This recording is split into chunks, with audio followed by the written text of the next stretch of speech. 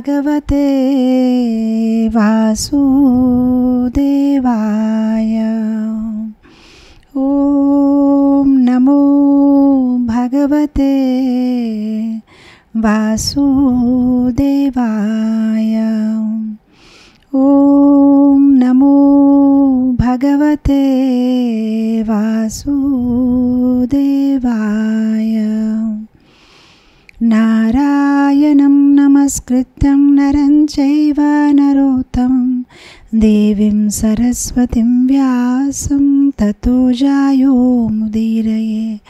नष्टप्रायेषु अभद्रेषु नित्यं भागवत सेवया भगवते उत्तमश्लोके भक्तिर्भवति नैष्ठिकी।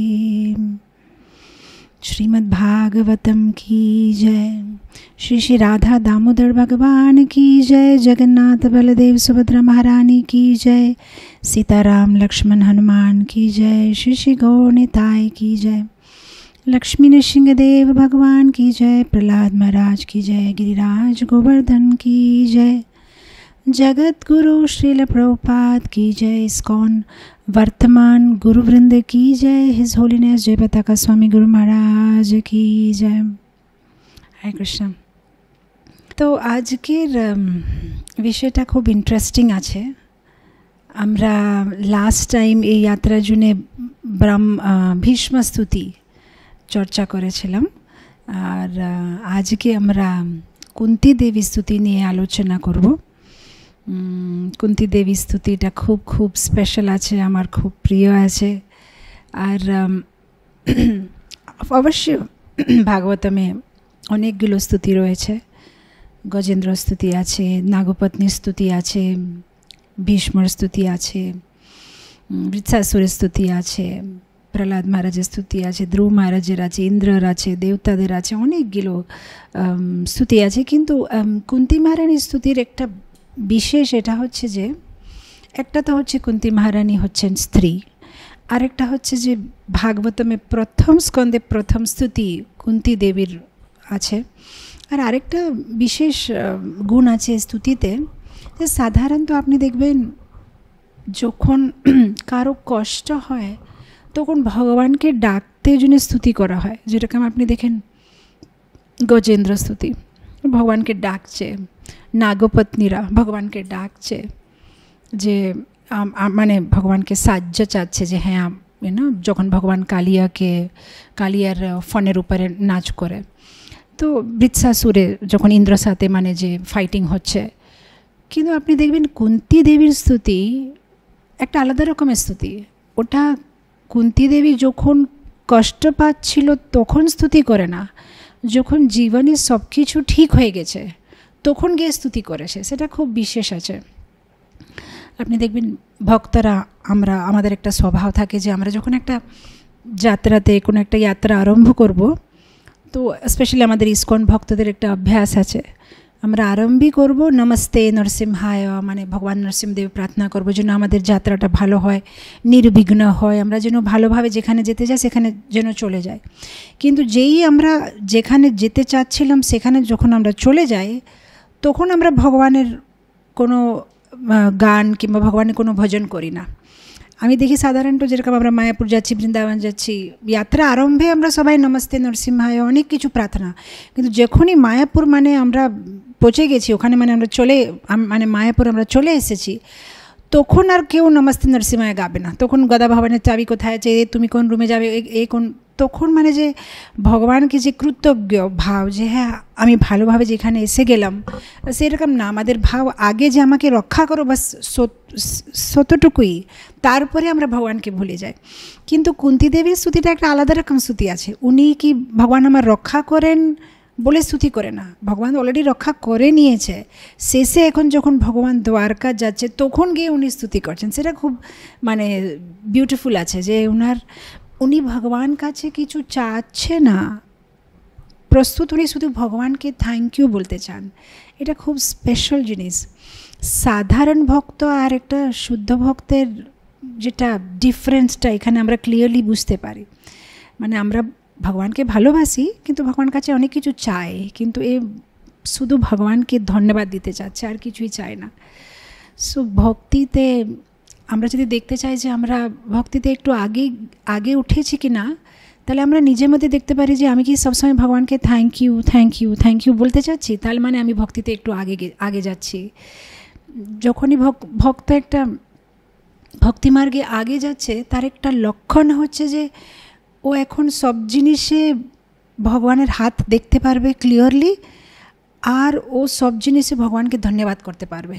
যেহেতু এখন ও সব কিছু সঠিক দেখতে পারছে যে হ্যাঁ এটা আমার ভালোর জন্য, যেহেতু ভগবান হচ্ছে আমার শুভচিন্তক, আর যেটা করেছে ভগবান আমার ভালোর জন্য, সেই জন্য আমাকে ভগবানকে ধন্যবাদ বলা ছাড়া আর কিছু কাজ নেই ভগবানের সাথে। সেটা হচ্ছে একটা ভক্তের কি বলে মনোভাব। সো সেই জন্য আমার এই কুন্তি স্তুতিটা খুব ভালো লাগে। আর সবার গোলক বৃন্দাবনের এর যে ভক্তরা, যেটা আমরা মানে এই মহাভারতে ভাগবতে যে ভক্তদের নামগুলো আছে, তারা ভগবানের নিত্য পার্ষদ। এরকম এই কুন্তি দেবী গোলক বৃন্দাবনে উনি আছেন ভগবানের বিজয় শক্তি। বিজয় শক্তি কেন বলা হচ্ছে? যেহেতু কুন্তি দেবী উনার জীবনে বিজয়ী হয়ে উঠেছে। মানে আপনারা বলবেন কি করে বিজয়ী হয়েছে, তো অনেক কিছু কষ্ট পেয়েছে জীবনে, কিন্তু প্রকৃতপক্ষে বিজয় মানে যে জীবনে যেরকম পরিস্থিতি হোক, আমরা যদি ভগবানকে মনে রাখতে পারি আর যদি আমরা ভগবানকে না ভুলে, তাহলে সেটাই হচ্ছে আমাদের বিজয়। মানে পরিস্থিতি থেকে যে আমরা পরিস্থিতির সমাধান করতে পারবো কি না, পরিস্থিতি থেকে আমরা উপরে উঠতে পারবো কি না, সেটা গুরুত্বপূর্ণ না। কিন্তু দুঃখ হোক সুখ হোক, যেরকম পরিস্থিতি আমরা থাকলেও যদি আমরা ভগবানকে স্মরণে ভিতরে রাখতে পারি, সেটা হচ্ছে আমাদের বিজয়। মানে ওই পরিস্থিতিটা কি সমাধান হবে কি না সেটা জানি না, সেটা দরকার নেই। সুখ হোক দুঃখ হোক, যদি ভগবানকে কেউ মনে রাখতে পারে, তাহলে সেটা হচ্ছে ওনার বিজয়। আর কুন্তি দেবী যদি আমরা জীবনটা দেখি, ওনার জীবনে এত কিছু হয়েছে, কিন্তু উনি কোনোদিন ভগবানের স্মরণটা ভুলে নেই। আর আপনি দেখবেন এখন কুন্তি স্তুতি যখন আমরা আরম্ভ করব, উনি পূর্বতে যে কিছু হয়েছে সেইগুলো বারবার মনে করে ভগবানকে নিজে কৃতজ্ঞ ভাবটা অর্পণ করছে। মানে এটা না যে যেটা হয়েছে সেটা মনে করে দুঃখ করছে। মানে আমরা কি করি যে আমাদের জীবনে যেটা হয়েছে সেটা নিয়ে আমরা দুঃখ করি, ওই এরকম হয়েছিল, আগে এরকম হয়েছিল, কিন্তু উনি মানে সেই ঘটনাগুলো থেকে আরও স্ট্রং হয়ে উঠেছে, আর সেগুলো মনে করে ভগবানকে ধন্যবাদ দিচ্ছে। আপনি দেখেন যে শাস্ত্রতে আমরা ভাগবতে পড়ি যে কুন্তি দেবী পূর্বর জিনিসগুলো বিচার করে ভগবানকে কৃতজ্ঞতা ভাব জানাচ্ছে। ধ্রুব মহারাজ ভগবানকে হৃদয়ের ভিতরে দেখছে। প্রহ্লাদ মহারাজ ভগবানকে মানে যতগুলো কষ্ট এসেছে উনি মানে ভগবানকে সামনের দিকে দেখে আগে চলতে থাকছে। মানে যেভাবে প্রহ্লাদ মহারাজকে কষ্ট দেওয়া হয়েছিল, একবার নাকি হাতির সামনে দিয়ে দিয়েছে, কোনো সাপের ওটাতে একটা কি বলে সাপের ঘরে দিয়ে দিয়েছে, না সমুদ্রতে ফেলে দিয়েছে, না কোনো একটা পর্বতের উপর পাহাড়ের উপর থেকে ধাক্কা মেরে দিয়েছে। মানে যতই ওনার জীবনে কষ্ট ছিল উনি আগে দেখছে বাস ভগবানকে দেখছে, আগে যাচ্ছে। কুন্তি দেবী পিছনে দেখছে আর ভগবানকে মনে করছে যে হ্যাঁ এইগুলো আমার জীবনে ঘটনা হয়েছে, কিন্তু আপনি সাহায্য করেছেন। ধ্রুব মহারাজ ভগবানকে ভিতরে দেখছে। প্রভুপাদ ভগবানকে চারদিকে দেখছে। যেখানে যেই পরিস্থিতি প্রভুপাদকে ঢালা হয়েছে, উনি ভাবছেন এই পরিস্থিতিকে নিয়ে কিংবা এই লোকটাকে নিয়ে কিংবা একে নিয়ে কিভাবে আমি ভগবানকে আরও সেবা দিতে পারবো, ভগবানের সেবা আরও যেন আমি করতে পারবো। তো আমরা দেখি ভাগবতে প্রতি একটা ভক্তের একটা সুন্দর সুন্দর গুণ আছে। মানে সবাই আমাদেরকে কিছু না কিছু একটা শেখাচ্ছে যে কিভাবে জীবনকে আগে নিয়ে যেতে হবে। তো আমরা দেখি ইনফ্যাক্ট কুন্তি স্তুতি আরম্ভ করার আগে খুবই দরকার যেন আমরা কুন্তি দেবীর যে পুরো জীবনের কাহিনীটা সংক্ষিপ্তভাবে একবার শুনি, তাহলে আমরা বুঝতে পারবো যে ও জীবনে কত যে কষ্ট পেয়েছে, আর ওনার জীবনে থেকে আমরা অনেক কিছু শিখতে পারি। তো উনি যে ভগবানকে স্তুতি করেছে, তার আগে উনি কে সেটা যদি আমরা বুঝতে পারবো, তাহলে ওনার স্তুতিতে আরও আমরা আনন্দ পাবো যে হ্যাঁ মানে কেন এটা বলছে, ও এই কথাটা কেন বলছে, তাহলে আমরা ঠিকভাবে রিলেট করতে পারবো।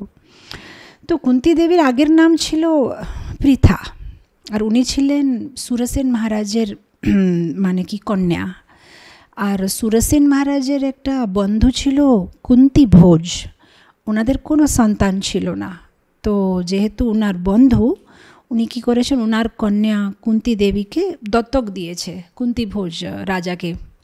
তো যেহেতু পৃথাকে দত্তক দিয়েছে কুন্তি ভোজ রাজাকে, আর এই ও রাজ্যের নামে ছিল মানে কুন্তি রাজ্য, আর রাজার নাম ছিল কুন্তি ভোজ, সেই জন্যে ওনার কন্যার নাম হয়ে গেছে কুন্তি। নালে কুন্তি দেবীর নাম ছিল, আগের নাম ছিল পৃথা। এখন এই কুন্তি ভোজ রাজা এই খুবই সুন্দর কি বলে আচার, ওনার খুবই সুন্দর ব্যবহার, খুবই সুন্দর স্বভাব আর খুবই সুন্দর গুণ, আর সে সব ভালো গুণগুলো কুন্তি দেবীর মধ্যে এসেছে। মা বাবারা যেভাবে ব্যবহার করে বাচ্চারা সেভাবে শিখে নেয়। এই শিক্ষাটা এরকম জিনিস যে মা বাবারা যেটা বলে সেটা বাচ্চারা শুনে না, মা বাবারা যেটা করে সেটা বাচ্চারা দেখে, আর দেখে দেখে সেভাবে তৈরি হয়। অনেক সময় আমার স্কুলে, আমি যেহেতু এই স্কুল পরিচালনা করি, অনেক সময় পেরেন্টস এসে বলবে, ম্যাডাম আমাদের বাচ্চারা রাত্রে 1টা পর্যন্ত ঘুমায় না, কি করব, আমার বাচ্চারা সবসময় সেলফোনে খেলে, কি করব। আমি ওনাদেরকে একটাই জিজ্ঞেস করি, আপনারা কখন ঘুমান রাত্রে? না, আমাদের দেরি হয়ে যায়, অফিস থেকে আসবে আমার হাজব্যান্ড 1টা বেজে যায়। আমি ওটাই বলি যে আপনারা যদি 1টা পর্যন্ত ঘুমাবেন না আর বাচ্চাদেরকে বলবেন কালকে স্কুল আছে ঘুমিয়ে যাও, তাহলে ওরা ঘুমাবে না। মানে বাচ্চারা যেটা মা বাবারা বলে সেটা শুনে না, যেটা মা বাবারা করে সেটা ওরা দেখে আর শিখে নেয়। তো কুন্তি ভোজ রাজার খুব ভালো গুণ ছিল, সেগুলো দেখে কুন্তি দেবী খুব একটা সুন্দর, মানে দেখতেই সুন্দরী না, ওনার গুণে খুব সুন্দর ছিল, মানে ওনার যে শিষ্টাচার, ওনার যে সদাচার খুব সুন্দর। তো একদিন এরকম হয়েছে যে ওখানে দুর্বাসা মুনি এসেছে। তো কুন্তি দেবী যেহেতু খুব ভালো গুণ আছে ওনার, উনি বলছে আমি সেবা করব। তো উনি পাশে থেকে দুর্বাসা মুনির খুব সুন্দরভাবে সেবা করেছে। তো যখন শেষে 1 বছর পরে যখন দুর্বাসা মুনি ওখান থেকে চলে যাবে, তখন উনি জিজ্ঞেস করছে যে তোমাকে আমি কিছু বর দিতে চাই, কিছু চাও আমার কাছে, আমি তোমার সেবা নিয়ে খুব খুশি। তো কুন্তি দেবী বলছে আমার কিছু লাগবে না, আমি আপনার সেবা করতে যে সুযোগ পেলাম সেটাই আমার। তখন দুর্বাসা মুনি বলছে না, তোমার কিছু তো চাইতে হবে। তো বলছে ঠিক আছে, যেটা আপনি সেটা ভালো বুঝেন সেটা দিন। তো দুর্বাসা মুনি কী করেছে, সাথে সাথে চোখ বন্ধ করে ভেবে দেখছে, মানে ওনার তো খুব শক্তি ছিল, তো চোখ বন্ধ করে দেখছে যে হ্যাঁ কুন্তির আগের জীবনটা কীরকম থাকবে আর ওর কোন বরটা দিলে ওর কাজে লাগবে। তখন উনি বলছে ঠিক আছে, তাহলে তোমাকে আমি অথর্ব বেদ থেকে একটা মন্ত্র দিচ্ছি, এই মন্ত্রটা তুমি যখনই উচ্চারণ করবে তাহলে যে কোনো দেবতা তুমি যদি চাও তোমার জন্য নিচে নেমে আসবে। তো কুন্তি দেবী খুব খুশি। কিন্তু আমি একটা জিনিস যখন আমি এটা পড়ছিলাম, আমি মনে ভাবছিলাম যে এই যেটা জিনিসটা বলেছে কুন্তি দেবী, আপনি যেটা ভালো বুঝেন সেটা করেন, এটা খুব ভালো জিনিস। ভক্ত হয়ে আমাদের ভগবানের কাছে কিছু চাইতে নেই, কিংবা বরিষ্ঠ ভক্তদের কাছে একটাই জিনিস যে যেটা আমার জন্য ভালো, যেহেতু ভগবান জানে আমাদের জন্য কি ভালো কি খারাপ, আমরা জানি না। অনেক সময় আমরা কিছু বেকার জিনিস চাই ফেলি, মানে এটা লাগবে ওটা লাগবে, কিন্তু আমরা জানি না আমাদের জন্য এটা ভালো কি না, কিন্তু ভগবান জানে আমাদের জন্য কি ভালো। সো দুর্বাসা মুনি তখন ও মন্ত্রটা দিয়েই দিয়েছে আর ওখান থেকে চলে গেছে। এখন কুন্তি দেবী ছোট বাচ্চা মেয়ে, তো একদিন এমনি বসে বসে দেখেছে যে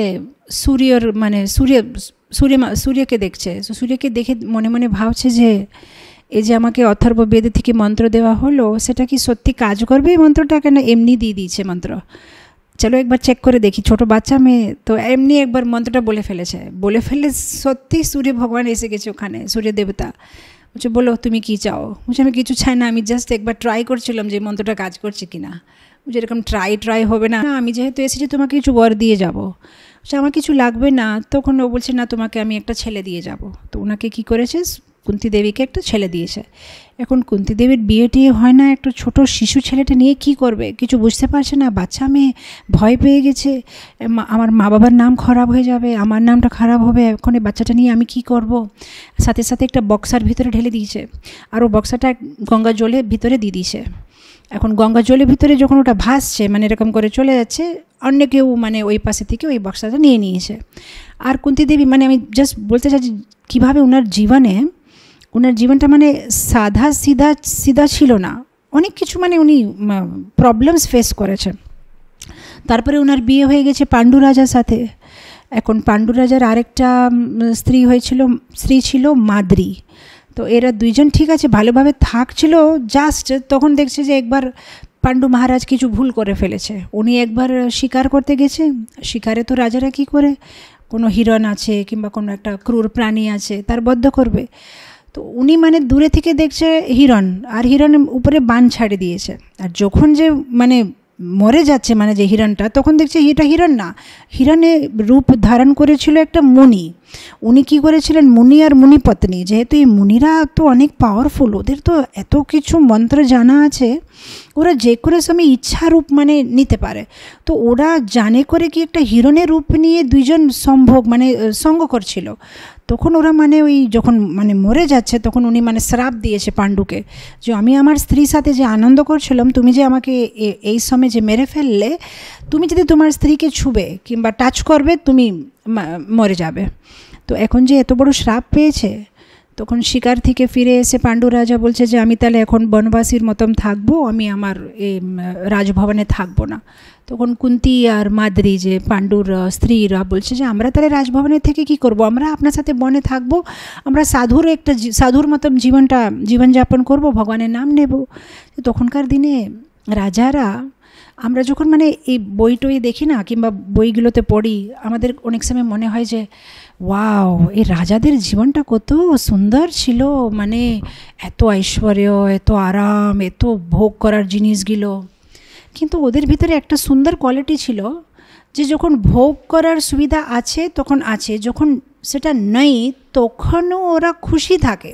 মানে ওদের একটা ব্যালেন্স আছে লাইফে, ভগবান যেরকম পরিস্থিতিতে ঢালুক ওদের একটু শাস্ত্র জ্ঞান আছে, এত মেন্টাল ব্যালেন্স আছে, আর যখন যেটার ত্যাগ করতে হবে সেটার জন্য ওরা তৈরি আছে। মানে আপনি যদি দেখেন আগের সময় রাজাদের জীবন, আগে মানে কিছু বছর গুরুকুলে ওরা ব্রহ্মচারী জীবনযাপন করতো, মানে গুরুর আশ্রমে অনেক কষ্ট করতে হবে। তারপরে যখন রাজা হয়ে উঠবে আনন্দে আছে, কিন্তু আবার যুদ্ধতে যেতে হবে, ওই সবার রক্ষা করতে হবে, ওখানে যারা নাগরিক আছে তাদের একটু রক্ষা করতে হবে। আর তারপরে বনপ্রস্থ জীবনের তারপরে মানে অনেক সময় মানে ওরা রাজ্যটা ছাড়ে আবার একটা সন্ন্যাসীর মতন কিংবা একটা বনপ্রস্থর মতন বনে গিয়ে ভগবানের নাম নিয়ে ভগবত ধামে ফিরে চলে যেতেন। মানে সব কিছু এত সিস্টেম্যাটিকভাবে যখন যেটা করার আছে সেটা করবে, এটা না যে একবার যে আমি এটাকে ধরেছি আমি ছাড়বো না, আমার এটা লাগবে। সাধারণ মানুষের এখন সমস্যা আছে যে 60 বছর হোক 70 বছর হোক এখনও বাড়ি ছাড়তে চায় না, এখনও জিনিসগুলো ছাড়তে চায় না, এটা আমার, আমি এটা নিয়ে আমি এটা ধরে রাখবো। মানে এটা শাস্ত্রতে বলা হচ্ছে যে তোমরা যদি এনজয় করতে যাও ওকে কোনো অসুবিধা নেই, কিন্তু সব জিনিসের একটা টাইম ফ্রেম আছে, যেরকম ধর্ম অর্থ কাম মোক্ষ। হ্যাঁ ঠিক আছে, কিছু বছর ওকে তুমি একটা গৃহস্থ জীবনে থাকলে, কিন্তু কিছু বছর পরে যে সব কিছু ছেড়ে ভগবানের উপরে মনকে কেন্দ্র করে ভগবত ধামে যেতে হবে। তো এই পাণ্ডু মানে খুব ইজি নিয়ে নিয়েছে, ঠিক আছে ভগবানের ইচ্ছা, কোনো অসুবিধা নেই, তাহলে ওরা বনে আছে। কিন্তু এখন কি হলো, এখানে যখন ওরা বনে ছিল, এখন রাজা মানে ওনার একটা দায়িত্ব আছে, রাজা মানে ওনাকে বিচার করতে হবে যে এখন আমার পরে রাজ্যকে কে দেখাদেখি করবে। সো সেই জন্য ওনার একটা ছেলে দরকার আছে। তো এখন উনি মানে একবার দুঃখিত হয়ে কুন্তিকে বলছে কি করব, আমার উপরে তো শ্রাপ আছে, তো আমি তো কিছু করতে পারছি না, তো কিভাবে আমাদের সন্তান হবে, কিভাবে এই রাজ্যটা আগে যাবে। তখন কুন্তি দেবীর মনে পড়ছে যে আরে ছোট্টবেলা আমি একটা বর পেয়েছিলাম, সো সে বরটা নিয়ে আমি যে কোনো দেবতাকে ডাকতে পারবো। তখন পাণ্ডু মহারাজ খুব খুশি হয়ে যায়। তখন কুন্তি দেবী এক পরে এক দেবতাকে ডাকে, আগে ধর্মরাজকে ডাকে, তারপর ধর্মরাজ একটা শিশু মানে দেবে, সেটার নাম হবে যুধিষ্ঠির। তারপরে বায়ু দেবতাকে ডাকছে, তখন ভীমের জন্ম হয়। তারপরে ইন্দ্র দেবতাকে ডাকছে, অর্জুনের জন্ম হয়। আর তারপরে সেই অথর্ববেদর মন্ত্রটা উনি মাদ্রীকে দিচ্ছে।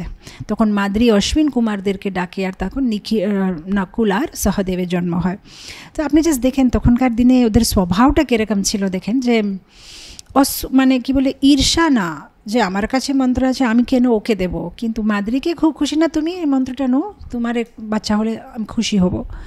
তো তারপরে কি হচ্ছে, এই পাশে এদের বাচ্চারা হয়ে গেছে, ওই পাশে গান্ধারীর এখনও বাচ্চা হয়নি, মানে পেটে বাচ্চা ছিল। আর ব্যাসদেব গান্ধারীকে আশীর্বাদ দিয়েছিল যে তোমার 100খানা ছেলে হবে। তো উনি খুব খুশি ছিলেন যে হ্যাঁ আমার 100খানা ছেলে হবে। আর উনার মনে ভিতরে ছিল যে আমার যদি কুন্তির আগে যদি আমার ছেলে হয়ে যায় তাহলে আমার ছেলেটা এখন রাজা হবে। তো সেটা নিয়ে মানে উনি খুব আতুর যে যেন তাড়াতাড়ি হয়। কিন্তু 2 বছর হয়ে গেছে, গর্ভ ধরে আছে কিন্তু বাচ্চা হচ্ছে না। তো উনি মানে রেগে যাচ্ছে আর 2টো হাত নিয়ে নিজের গর্ভে মারছে জোরে জোরে যে শিশুটাকে, যে তুমি বাইরে আসবে কি আসবে না, কেন এতদিন এখানে আছো। তো তখন কি হচ্ছে, সাথে সাথে বাচ্চার জন্ম হচ্ছে, কিন্তু ওটা বাচ্চা না, ওটা হচ্ছে একটা মাছের পিণ্ড, মানে একটা একটু বলের মতো মাছের একটা বল। এখনও বলটা দেখে খুব মানে পিণ্ড দেখে খুব দুঃখিত, এখন ব্যাসদেবের সাথে ঝগড়া করছে। তার মানে আপনি তো বেকার ওয়ার দিলেন, আপনি বললেন 100 ছেলে, কোথায় দেখেন এটা তো মাছের বল হয়েছে। তখন ব্যাসদেব বলছে এটা আমার ভুল না, আপনাকে একটু অপেক্ষা করার উচিত ছিল। ঠিক আছে, এখনও কিছু হয় না, আমি কিছু করে দেব, যাও একটা 100খানা মাটির কলস নিয়ে আসো। তখন মাটির ওই যে কলসগুলো নিয়ে আসে, তার ভিতরে একটু ঘি ঢালো। তো সব জিনিসে ঘি ঢালা হয়। তখন বলছে এই যে মাছের পিণ্ড সেটাকে মানে 100 ভাগ করবে। তখন গান্ধারী বলছে না, আমার একটা মেয়ে চাই। তখন 101 ভাগ করা হয়। তো এই 100 কলসের ভিতরে যে মাছের পিণ্ডটা দেওয়া হয়, সেখান থেকে 100 ছেলেরা বার হয়, আর যে আরেকটা ছেলে ওটাতে একটা মেয়ে বার হয়। কিন্তু আপনি এখানে একটা ডিফারেন্স দেখবেন, যেহেতু গান্ধারী যখন গর্ভবতী ছিল, সবসময় ওনার মনে ভিতরে একটাই জিনিস যে আমার ছেলে যেন রাজা হয়, এরা যেন মানে দুঃখ পায়, ওদের উপরে একটু ঈর্ষা। আর ধৃতরাষ্ট্রের মতন একটা লোকের সাথে সহবাস, মানে আমি বলছি যে অ্যাসোসিয়েশন, গান্ধারী একটা পতিব্রতা নারী ছিল, সেটাতে কোনো ডাউট নেই। কিন্তু ধৃতরাষ্ট্রের সাথে সহবাস করার জন্যে ওই সব মনোভাব, যেভাবে ধৃতরাষ্ট্রের একটা স্বভাব, আমি যেন রাজা হয়ে থাকি, আরেকটা লোকের উপরে ঈর্ষা করা। আরেকটা কি করেছে গান্ধারী, ক্রোধ দেখালো। যে ক্রোধ কোথায় থেকে আসে, যখন কাম বাসনা পূর্তি হবে না তখন সেটা ক্রোধ হয়ে বেরিয়ে আসে। তো তার মানে যখন কাম, ক্রোধ, লোভ, মোহ, আমার ছেলে যেন রাজা হবে আর যেন কেউ কিছু পায় না, তো সেসব ভাব যখন ধরে আছে গর্ভবতী স্ত্রী, তখন কি হবে, গর্ভে যে ছেলেটা আছে সে সেরকম স্বভাব পাচ্ছে।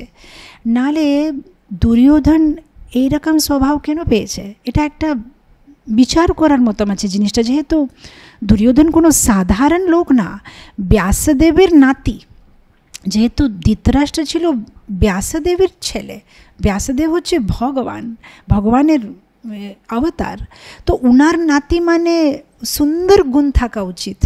কিন্তু তাও ওর গুণগুলো বাজে, যেহেতু গর্ভে যখন ছিল তখন মা এত বাজে বিচারগুলো করেছে, সেই জন্য শিশুটা এরকম হয়েছে।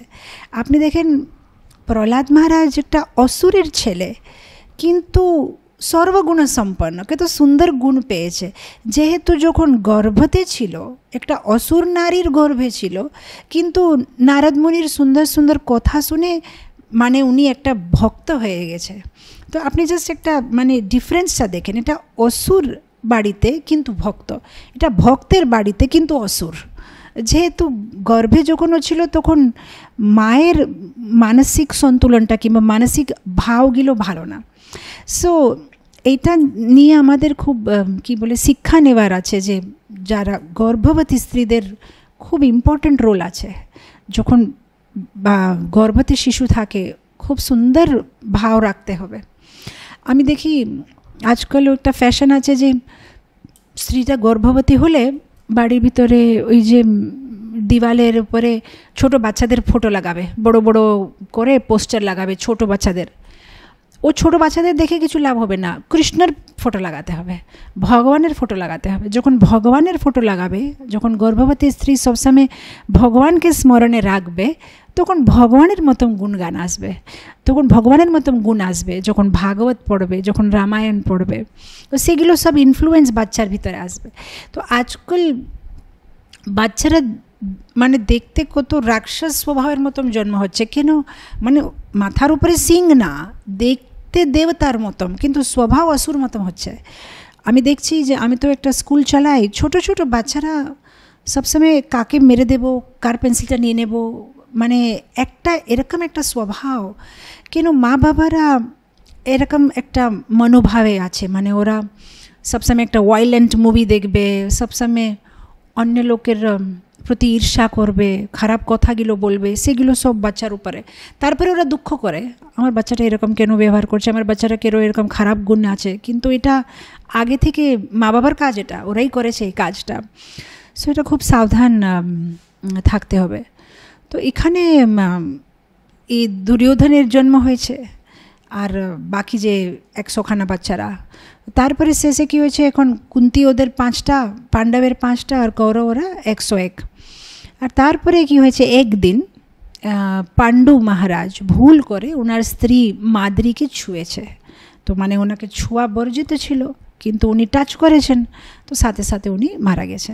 তো তখনকার দিনে কি ছিল, একটা সতী সিস্টেম ছিল, মানে যখন হাজব্যান্ড মারা যাবে তখন স্ত্রীরাই ও যে মানে যে কি বলে অগ্নিতে ঝাঁপ দেবে, তো যেটা মানে ওনার যেটা তৈরি হয়ে যেটা ওনার ফিউনারাল হবে, তো চিতা। কিন্তু এটা ফোর্স করা হতো না, ওরা মানে আনন্দে যেত, যেহেতু ওরা জানে যে ওনাদের পতিরা ভালো ভগবানের ভক্তি করেছে, ওরা উপরে মানে উত্তম লোকে যাবে, তো এরা মানে ফ্রিতে টিকিট পাচ্ছিল। এরকম যারা যেরকম যদি কেউ যদি আমেরিকা যেতে জন্য কোনো টিকিট নিয়েছে, যদি একটা কিছু স্কিম আছে যে আপনি যদি একটা টিকিট নেবেন একটা টিকিট ফ্রি, তখন আমরা কত আনন্দ পাই। এরকম তখনকার দিনে যে সতী সিস্টেমটা, যেহেতু পতিরা এত সুন্দর মানে ক্ষত্রিয় হলেও ওরা যে নিজের ডিউটিগুলো কর্তব্যগুলো ভালোভাবে পালন করেছে, দান ধর্ম করেছে, সাধুদের রক্ষা করেছে, যজ্ঞ করেছে, ভগবানের নাম টাম নিয়েছে, যে ওরা উত্তম লোকে যাবে, তো ওদের স্ত্রীরা ফ্রি টিকিট পেয়ে যায়, যেহেতু ওনার সাথে ও চিতারে ওরা মানে ওরা আগুনে ওরা শরীরকে ত্যাগ করে। তো তখন মানে ঝগড়া হতো যে কে যাবে, তখন কুন্তি বলছে যে আমি যাব, যেহেতু আমি হচ্ছি জ্যেষ্ঠ পত্নী, কিন্তু মাদ্রী বলছে যে আমাকে যেতে দিন, কেন আপনার স্বভাবটা খুব ভালো, আপনার হৃদয়টা খুব বিশাল, আমি মরে যাওয়ার পরেও আমার ছেলেকে আপনি পক্ষপাত না করে আপনার ছেলের মতন দেখতে পারবেন, কিন্তু আমি যদি থাকি আমি আপনাদের ছেলেদেরকে এত ভালোবাসা দিতে পারবো কিনা সেটা আমার ডাউট আছে, আমাকে যেতে দিন। তো তখন মাদ্রী চলে যায়, আর এখন কুন্তি হচ্ছে একা, ওনার মানে হাজব্যান্ড ওনার স্বামী মারা গেছে, এখন এই 5টা ছেলে নিয়ে এখন কি করবে, জঙ্গলে থাকতে পারবে না, বনে থাকতে পারবে না, এখন উনি হস্তিনাপুর ফিরে যাচ্ছে। আর যখন উনি হস্তিনাপুর ফিরে যায়, ওখানে কেউ ওনাকে মান দিচ্ছে না, মানে সবাই ওনাকে মানে সেভাবে দেখছে, মানে অনেক কষ্ট পাচ্ছে উনি, মানে ওনাদের যে বাচ্চাদেরকে মানে এই দুর্যোধন আর ওরা সবসময় অপমান করছে। কিন্তু যুধিষ্ঠির মহারাজ, অর্জুন, ওদের সবাই এত সুন্দর গুণ ছিল যে ওখানে যারা থাকতো সবাই মানে সহজভাবে ওদেরকে ভালোবাসা দিচ্ছে, যেহেতু ওদের খুব সুন্দর স্বভাব, খুব বিনয়ী, খুব ভালো গুণ, আর দুর্যোধন ওদেরকে কেউ পছন্দ করে না, তো সেটা দিয়ে দুর্যোধনে আরও রাগ লাগছে, আর সবসময় চেষ্টা করছে কিভাবে এদেরকে কষ্ট দিলে হয়। তো একবার দুর্যোধন কী করছে যে ভীমের খাওয়ার খুব মানে থাকে, সবসময় খাওয়ার প্রতি ওর খুব একটা আসক্তি, ভীমকে বলছে আসো তোমাকে ভালো লড্ডু খাওয়াবো, তো লড্ডুর ভিতরে হালাহাল বিষ মিক্স করে দিয়েছে, আর ভীম খেয়ে নিয়েছে। আর তারপরে যখন ও মূর্ছিত হয়ে গেছে, তখন ভীমকে একটা দড়ি দিয়ে পাথর দিয়ে বেঁধে ওকে সমুদ্রের ভিতরে ঢেলে দিচ্ছে। আর এ যখন ভিতরে চলে যায়, তো সেখানে ও নাগলোকে চলে যায়, ওর ওখানে নাগলোকে সর্পগুলো একে দেখে মানে ওকে কাটে, কিন্তু এই বিষের একটা কোয়ালিটি কী আছে, বিষকে বিষই মারতে পারে, তো বিষটা ভিতরে ছিল, আর বাইরে থেকে যখন এই সর্পগুলো ওনাকে মানে ডঙ্ক মারছে, তখন পুরো বিষটা মানে নালিফাই হয়ে গেছে, বিষ সাথে বিষ কাটা হয়ে গেছে। তারপরে ওরা যখন বুঝতে পারছে যে হচ্ছে কুন্তি দেবীর পাণ্ডুর পুত্র, তখন ওরা ভীমকে খুব ভালোবাসা দিচ্ছে, আর ভীমকে বলছে দেখো এখানে পুকুর আছে, 12টা পুকুর আছে ছোট ছোট, আর এই পুকুরে যদি তুমি জল খাবে তাহলে তুমি হাতির শক্তি পাবে, তো একটা পুকুরে জল খেলে 2000 হাতির শক্তি পাবে, ওরকম 12টা পুকুর ছিল। আর ভীম তো মানে অনেক খেতে পারে, ও একসাথে 5টা পুকুর মানে যে যত জল ছিল সব খেয়ে ফেলে, তো তখন ওর 10,000 হাতির মানে শক্তি এসে যায়। তারপরে ভীম বেরিয়ে আসে, আর মানে সবসময় কিছু না কিছু মানে দুঃখদ ঘটনা হতে থাকছে কুন্তির জীবনে। এখন ঠিক আছে ভীম চলে এসেছে, তারপরে ধৃতরাষ্ট্র বলছে দেখো তোমার জীবনে কষ্টই কষ্ট আছে, আগে তো তোমার হাজব্যান্ড মারা গেছে, তোমার পতি মারা গেছে, তারপরে তোমার ছেলের সাথে এরকম হয়ে গেল, জানি না কে সমুদ্রেতে ওকে ফেলে দিয়েছে, তুমি একটা কাজ করো, শিবের পূজা করো। তো আমি একটা কাজ করেছি, তোমার জন্য একটা খুব সুন্দর মহল বানিয়েছি, একটা গ্রামের কাছে একটা বড় শিবের মন্দির আছে, তুমি 1 বছর ওখানে থাকো, শিব ভগবানের আরাধনা করো, তাহলে তোমার জীবনে যত কিছু দুঃখ আছে সব চলে যাবে। তখন এরা বলছে ঠিক আছে, আপনি যেভাবে বলবেন। তো ওরা এখন তৈরি হচ্ছে যে ওখানে যাবে। এখন বিদুর আগেই জেনে গেছে যে এটা পুরো হচ্ছে দুর্যোধনের প্ল্যান, এটা শিবের পূজা টুজা কিছু না। ওই যে এখানে যে মহলটা বানিয়েছে, সেই মহলটা লাখের মহল। লাখ মানে একটা এরকম জিনিস যেটা ফ্লেমেবল, একটুতে মানে ওটা জ্বলে যাবে। আর ওই মহলে যেগুলো মানে ওয়াল বানানো আছে, সে ওয়ালের ভিতরে কপুর আছে, আর এই ওয়ালে যে পেন্টিং দেওয়া আছে সবগুলো একটু ঘিয়ে ডুবিয়ে ডুবিয়ে পেন্টিং করেছে। আর ও পুরো ভবনের ভিতরে যে ছোটো ছোটো কলসগুলো দেওয়া আছে ডেকোরেশনে, সে কলসগুলোর ভিতরে ঘি আছে, তেল আছে, মানে এরকম একটা জিনিস আছে যে একটুতে যে আগ লেগে যাবে সেভাবে একটা জিনিস আছে, যেভাবে তৈরি করা হয়েছে। এখন বিদুর সব জেনে গেছে। তো এখন বিদুর কিভাবে যে ওদেরকে জানাবে, মানে কথা বলতে সুযোগ পাচ্ছে না। তো শেষে যখন ওরা মানে চলে যাবে, রথে বসে আছে, তখন বিদুর একটা আদিবাসী ভাষা, মানে যুধিষ্ঠির মহারাজের একটা গুণ ছিল, উনি অনেকগুলো ভাষা জানতেন, আর বিদুরে অনেকগুলো ভাষা জানতো। তো শেষে যখন যুধিষ্ঠির মহারাজ রথে বসে আছে আর সবাই মানে যে চলে যাবে, তখন বিদুর একটা আদিবাসী ভাষাতে একটা কবিতা রচনা করে বলছে যে শত্রু থেকে সবসময় সতর্ক থাকা উচিত। জঙ্গলে যখন আগ লাগে তখন একটাই পশু মানে বেঁচে যেতে পারে, যারা মাটি খুঁড়তে জানে, যারা মাটির ভিতরে মানে ঘর করতে পারবে। আর যারা গুড়াকেশ, যাদের নিদ্রার উপরে নিয়ন্ত্রণ আছে, তারা বেঁচে থাকতে পারবে। এরকম অনেক কিছু মানে ঘুরে ঘুরে ঘুরে ঘুরে বলছে। আর যুধিষ্ঠির মহারাজ পুরো কবিতাটা শুনে নিয়েছে। তার রাস্তাতে ভাবছে যে কী বলেছে বিদুর। তখন কুন্তী দেবী জিজ্ঞেস করছে যে কী বলেছে বিদুর, আমরা বুঝতে পারলাম না। তখন যুধিষ্ঠির বলছে হ্যাঁ আমি বুঝতে পারলাম, উনি যেটা বললেন তার মানে এই যে রাজভবন আছে মানে হচ্ছে এরা জ্বালাবে। তো সেই জন্য বলছে গুড়াকেশ, মানে যাদের নিদ্রার নিয়ন্ত্রণ আছে, মানে তোমরা ঘুমাবে না, তোমরা সবসময় সতর্ক থাকবে। আর জঙ্গলে যখন আগ লাগবে তখন কে বাঁচতে পারে? ইন্দুররা কী করবে, মাটি খুদে মানে ভিতরে চলে যাবে। তো মানে আমাদের মাটি খুদে একটা মানে রাস্তা বানাতে হবে বাইরে যেতে জন্য। তো সেভাবে ওরা মানে পুরো প্ল্যানিং করে। আর সামহাও মানে যে রাত্রে যে ওদের মানে লাক্ষাগ্রহটা জ্বালাবে তার আগেই এরা মানে ওই গুফা দিয়ে বাইরে চলে যায়। এখন ওরা ভাবছে সাথে সাথে যদি হস্তিনাপুর ফিরে যাব, তাহলে এই যে দুর্যোধন ওরা মানে ওদেরকে দেখে রাগ করে যদি ওদেরকে মেরে ফেলে, তাহলে ওরা কিছুদিন মানে দেখা করে না কারোর সাথে, কোনো ব্রাহ্মণের বাড়িতে থাকে। আর এখানে যখন লাক্ষাগ্রহটা জ্বলে যায় তখন সবাই ভাবছে যে হ্যাঁ কুন্তী আর ওর বাচ্চারা তো মরে গেছে, আর এরা সব খুব খুশি আনন্দ করছে। তারপরে এখানে কী হয়েছে, এরা চলে গেছে ওখান থেকে দ্রৌপদীর স্বয়ম্বরে। আর ওখানে অর্জুন যখন দ্রৌপদীকে নিয়ে আসে তখন আবার একটা ভুল হয়ে যায়। কুন্তিকে ওরা বলে যে আমরা একটা খুব সুন্দর বস্তু পেয়েছি আজকে। তখন বলছে যে যেটাই পেয়েছো সেটা 5 ভাগ করো। তারপরে দেখছে আরে তো আমি এটা ভুল বলে ফেললাম। তখন মানে কি হচ্ছে, দ্রৌপদী 5 জনের সাথে বিয়ে হচ্ছে। আর তারপরে যে ওরা যখন ফিরে আসে হস্তিনাপুরে, তখন ওনাদেরকে বলা হয় যে দেখো একটা কাজ করা যায়, রাজ্যকে 2 ভাগ করে দেব, তোমাদেরকে একটা ভাগ আর কৌরবদেরকে একটা ভাগ। তো ওদেরকে একটা বাজে জমিনটা, মানে যেটাতে কিছুই উপজাও না, মানে মাটি ঠিক নেই, ভালো নেই, এরকম একটা খান্ডপ্রস্থ দিয়ে দেয়। তাও ভগবানের কৃপাতে ওরা খুব সুন্দরভাবে বানায়। যখন ওরা সুন্দরভাবে বানিয়ে ফেলে তখন দুর্যোধনের ঈর্ষা হয় যে ওরা কেন এত সুন্দরভাবে বানিয়েছে। তো আবার ওদেরকে কিভাবে কষ্ট দেব, ওনাদেরকে বলছে তোমরা জুয়া খেলতে আসো। যখন জুয়া খেলতে আসে তখন ওরা হেরে যাবে, আবার দ্রৌপদীর বস্ত্র হরণ করতে চেষ্টা করবে দুঃশাসন। তারপরে সব মিটমাট হয়ে গেলে ওরা ফেরত চলে যাচ্ছে, ঠিক আছে যেটা হয়ে গেছে ক্ষমা করে দাও। তারপর আরেকবার ডাকছে, এবার ওরা বলছে আমরা আসবো না, লাস্ট টাইম এরকম হয়ে গেছে। তখন বলছে না তখন তো ভুল হয়ে গেছিলো, এবারে আমরা আগে থেকে ঠিক করে নিই, যে হেরে যাবে সে 12 বছর বনবাস আর 1 বছর অজ্ঞাতবাস। বলছে এটা ঠিক আছে। তখন আবার যখন জুয়া খেলতে আসবে তখন এবারে যখন ওরা হেরে যায় 12 বছর বনবাস, 1 বছর অজ্ঞাতবাস। ওখানে বিরাট রাজার কাছে থাকে, ওরা কোনো রকম কাজ করার লোকের মতন কারো বাড়িতে কাজ করে, কারো রাজার কাছে কাজ করে থাকে, মানে ওদের জীবনে কত কষ্ট। আর এখানে কুন্তী একা একা সবসময় মানে বিচার করছে যে আমার ছেলেরা কীরকম আছে, ভালো আছে কিনা। শেষে যখন ওরা ফেরত আসে তখন ওরা বলছে ঠিক আছে যেটা হয়ে গেছে আমাদের রাজ্যটা দিয়ে দাও। এরা বলছে কিসের রাজ্য, আবার যাও বনবাসে, যেহেতু শেষে দিনে আমরা তোমাদেরকে ধরে ফেলেছি।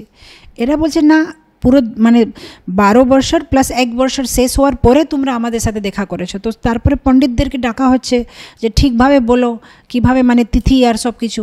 তো তাও দুর্যোধন বলছে আমি ওগুলো মানি না, এরা হেরে গেছে, এদেরকে বলো আবার যেতে বনবাসে। শেষে ভগবান কৃষ্ণ আসছে, দুজন মধ্যে মানে মিডিয়েশন করছে, বলছে ঠিক আছে যেটা হয়ে গেছে, এদেরকে 5টা গ্রাম দিয়ে দাও, কথা শেষ করো। দুর্যোধন বলছে আমি দেবো না।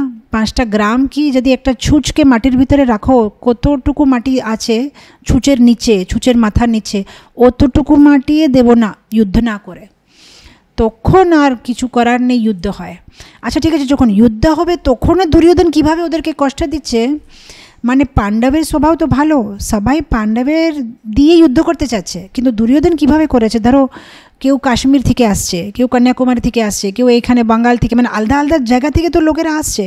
পুরো রাস্তাতে দুর্যোধন কী করেছে, সুন্দর সুন্দর পান্ডাল বানিয়েছে, সুন্দর সুন্দর খাবার ব্যবস্থা, সুন্দর সুন্দর মানে বিশ্রাম করার ব্যবস্থা, নাচ গান অনেক কিছু।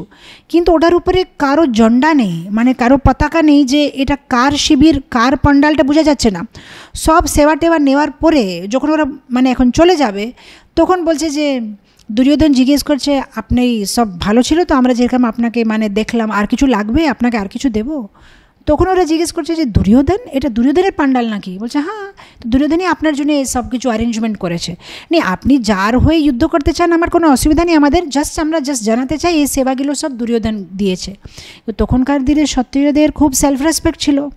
তখন ওরা ভাবছে যে না, যখন আমরা দুর্যোধনের সেবা নিয়েছি তাহলে পাণ্ডব হয়ে কী করে যুদ্ধ করব, তাহলে এখন আমাদের দুর্যোধন সাইডে থেকে যুদ্ধ করতে হবে। তো ওরা ছিল পাণ্ডবদের আত্মীয়, তাও ওরা দুর্যোধনের সাথে মানে মিলে যুদ্ধ করেছে। তখনকার মানে এরকম একটা সিস্টেম ছিল যে কারো যদি আমরা কিছু নিয়েছি কার কাছে, তাহলে ওকে ফিরে দিতে হবে। তো এইভাবে কুটিনীতি করে অনেক কষ্ট দিয়েছে, মানে একটা যোদ্ধার সাথে একটা যুদ্ধ করতে হবে, কিন্তু ওরা কোনো রুলস ফলো করেনি। অভিমন্যুকে সবাই একসাথে মিলে মানে অ্যাটাক করেছে আর অভিমন্যুকে মেরে ফেলেছে। তো এরকম অনেক কিছু কষ্ট পাইছে। আর শেষে কী হয়েছে, শেষে ওরা যুদ্ধে জিতে গেছে। কিন্তু যুদ্ধে জিতে যাওয়ার পরে কি হয়েছে, এই পাশে শুধু দুর্যোধন, কৃতবর্মা, কৃপাচার্য, অশ্বত্থামা বেঁচে আছে, এই পাশে পাণ্ডবরা বেঁচে আছে। তো এখন অশ্বত্থামা মনের মধ্যে ভাবছে যে আমি, দুর্যোধন অলরেডি এত দুঃখী হয়ে গেছে, যুদ্ধে হেরে গেছে, আমি কিভাবে দুর্যোধনকে আনন্দ দিই, একটা কাজ করি আমি পাণ্ডবদেরকে মেরে দিই। তো এখন এই যে এরকম করে ও বিচার করছে একটা গাছের নিচে বসে, তখন একটা পেমচাকে দেখেছে। পেমচা বলে নাকি আউল, যে মানে রাত্রে দেখতে পারে। একটা দেখছে একটা পেমচা একটা গাছের উপরে একটা কাকের বসা ছিল।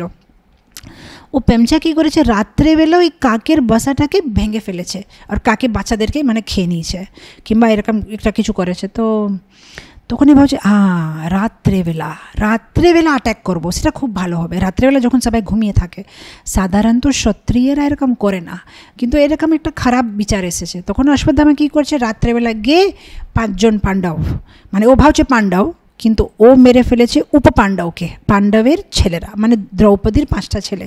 ওরা তখন পাণ্ডবের যেখানে পাণ্ডব ঘুমাতো সেই রাত্রে ওরা ঘুমিয়েছিল।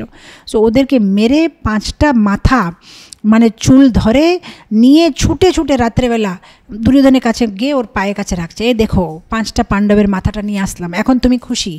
তো দুর্যোধন যে কিছু বলবে, তখন দেখছে সূর্য উঠে এসেছে, সকাল ভোর হয়েছে, সব দিকে মানে কান্তি লাইট এসে গেছে। তখন দেখছে যে ও 5টা মাথা তো পাণ্ডবের না, উপপাণ্ডবের মাথা। তখন দুর্যোধন রেগে যাচ্ছে, এটা তুমি কি করলে? পাণ্ডবদের মারার কথা ছিল, এদেরকে মেরে দিয়েছো, এখন আমাদের বংশটা আগে কি করে যাবে? সো এখন যখন এরা বুঝতে পেরেছে জিনিসটা, তখন দ্রৌপদী এরা সবাই কাঁদছে যে বাচ্চারা মারা গেছে। তখন অর্জুন বলছে দ্রৌপদীকে, তুমি চিন্তা করবে না, ওরা জানতে পেরে গেছে যে অশ্বত্থামা করেছে এই কাজটা। তো অর্জুন বলছে যে আমি অশ্বত্থামার মাথাটা কেটে নিয়ে আসবো দ্রৌপদী, তুমি অশ্বত্থামার মাথার উপরে পায়ে রেখে আজকে স্নান করবে, একটু দাঁড়াও, স্নান করবেন, আমি নিয়ে আসছি, অশ্বত্থামার মাথাটা নিয়ে আসছি। তারপরে অর্জুন আর ছুটে যায় অশ্বত্থামাকে নিয়ে আসতে জন্য।